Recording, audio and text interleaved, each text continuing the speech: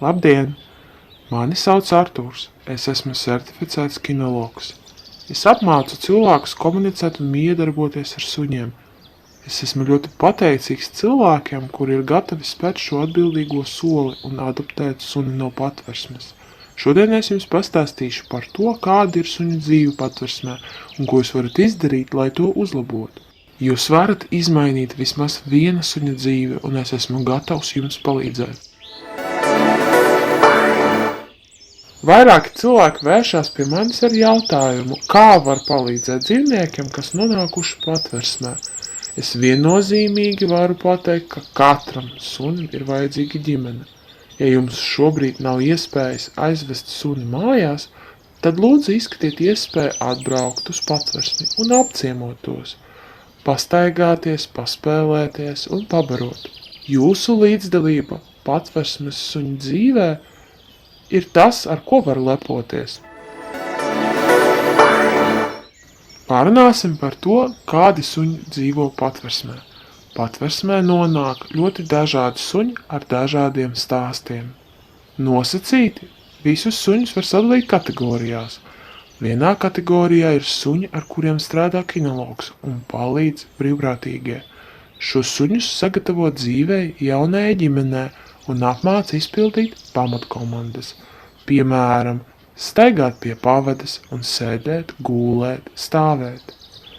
Diemžēl patversmē nevienmēr ir nepieciešamais brīvprātīgo cilvēku skaits, kuri būtu gatavi palīdzēt ar suņu audzināšanu.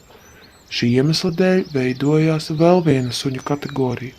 Tie ir suņi, kuri lielākoties komunicē tikai ar patversmes darbiniekiem, un viņus vienkārši baro un izved pastaigā.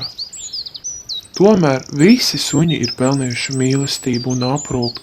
Tieši tāpēc, ja jūs atradīsiet laiku atbraukt un vismaz iziet pastaigā, sunim būs iespēja socializēties un miedarboties ar cilvēkiem. Tas palielina viņa iespējas būt adoptētam un iekļūt, dzīvot mīlošā ģimenē. Patversmēs ir dažādi vecuma suņi. Ir suņi, kuri patversmē nonāk kucēna vecumā. Šiem suņam parasti veicās būt adoptētiem uzreiz. Ir suņi, kuri ir izauguši patversmē, kā arī suņi, kuri patversmē nonākuši jau senioru vecumā. Īpaša uzmanība ir jāvelta iemeslam, kāpēc suns ir nonācis patversmē. Ir suņi, kuri patversmē nonākuši pēc saimnieka nāves, vai suņi, kuri tika atrasti uz ielas, bet pakaļ kuriem tā neviens arī nav atnācis. Ārkārtīgi reti patversmē nonāk suņi, kuri visu dzīvi ir nodzīvojuši uz ielas. Suņi, kuriem ir pozitīvā pieredze saskarsmē ar cilvēku, vieglāk un ātrāk pierod pie dzīves jaunajai ģimenē. Tikpat ātri pie jaunās mājas pierod arī kucēni. Vispār suns no patversmes ir īpašs dzīvnieks. Neskatoties uz patversmes darbinieku piepūlēm, nonākšana patversmēs suņiem ir paaugstināta stresa situācija, tāpat kā cilvēkam, kurš nonāk slimnīcā. Atšķirībā no cilvēka, suns nespēja pilnībā tikt galā ar saviem pārdzīvojumiem. Tieši tāpēc patversmes iedzīvotāji īpaši nepieciešama cilvēku palīdzība un aprūpe.